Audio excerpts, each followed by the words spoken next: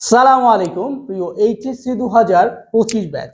তো আজকে হাজির হয়েছি আমরা আমাদের ফাইনাল সাজেশন ভিডিওর আরেকটি ভিডিও নিয়ে। তো আজকে আমরা শিখব যে ইতিহাস দ্বিতীয় পত্রের যেই 7টা টপিক আমাদের জানা উচিত।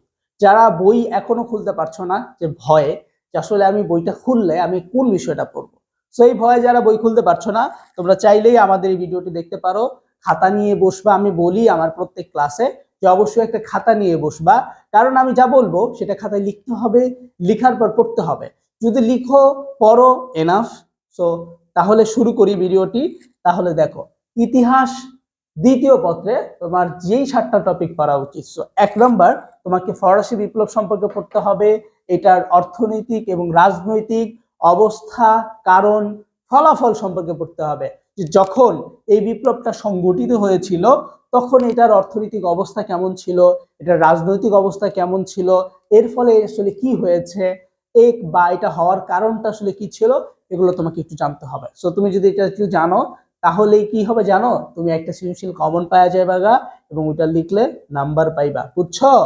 আচ্ছা, 2 নম্বর খেয়াল করো, প্রথম বিশ্বযুদ্ধ তোমাকে জানতে হবে যে প্রথম বিশ্বযুদ্ধ হয় কবে, প্রথম বিশ্বযুদ্ধ হওয়ার কারণ কি, প্রথম বিশ্বযুদ্ধ কোথায় হয়েছিল, প্রথম বিশ্বযুদ্ধের অক্ষশক্তি কারা, মিত্র শক্তি কারা, এগুলো সম্পর্কে জানতে হবে। তাহলে কারণ, ফলাফল এবং প্রভাব। প্রথম বিশ্বযুদ্ধ হওয়ার কারণ কি, প্রথম বিশ্বযুদ্ধের ফলাফল কি ছিল, এবং এটার ফলে পুরো বিশ্বের মধ্যে কি প্রভাব পড়েছিল, এটা তোমাকে জানতে হবে। যদি জানার চেষ্টা করো তাহলে তুমি এই সৃজনশীলটা খুব ভালো করে লিখতে পারবা, আর লিখলেই নাম্বার পাবা, ঠিক কিনা? আচ্ছা, তারপর দেখো 3 নাম্বার, জাতিসংঘ। কি করতে হবে? জাতিসংঘ সম্পর্কে জানতে হবে। তো জাতিসংঘ থেকে আমি কি জানো? কিছুই তো কর না, ওটা বলেন যে জাতিসংঘ জাতিসংঘ জাতিসংঘ থেকে তুমি জানবা যে জাতিসংঘের প্রতিষ্ঠাকাল কি, এমসিকিউ আসতে পারে।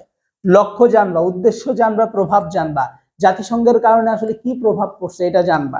দেন তুমি 4 নম্বরে রুশ বিপ্লব সম্পর্কে জানবা। রাশিয়ায় যে বিপ্লব হয় তাকে রুশ বিপ্লব বলা হয়। তুমি কি জানো রুশ বিপ্লব কত সালে হয়? রুশ বিপ্লব তো সেই 1917 সালে হয়েছে। তাহলে এটা যদি জানো তাহলে তোমার তো কোনো সমস্যাই থাকার কথা না। তাহলে এখান থেকে তুমি তার অর্থনৈতিক, রাজনৈতিক অবস্থা এবং কারণগুলো জানবা, তাহলে তোমার আর কোনো সমস্যা থাকবে না। বলো ঠিক কিনা? তাহলে এগুলো যদি জানার চেষ্টা করো তাহলে আমি আশা করছি তোমার কোনো সমস্যা থাকবে না। দেন তুমি 5 নম্বরে হিটলার সম্পর্কে জানবা। ভাই, হিটলারটা কে জানি ছিল? ওই যে হিটলার, জানো না তুমি?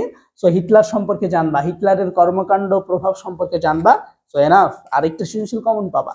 দেন বিশ্ব বিশ্ব শান্তি প্রতিষ্ঠায় জাতিসংঘ কি ভূমিকা রাখছে সেটা জানবা।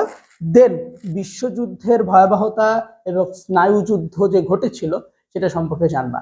এবং এগুলো সম্পর্কে জানলেই তুমি 7টা সৃজনশীল চোখ বন্ধ করে কমন পাবা।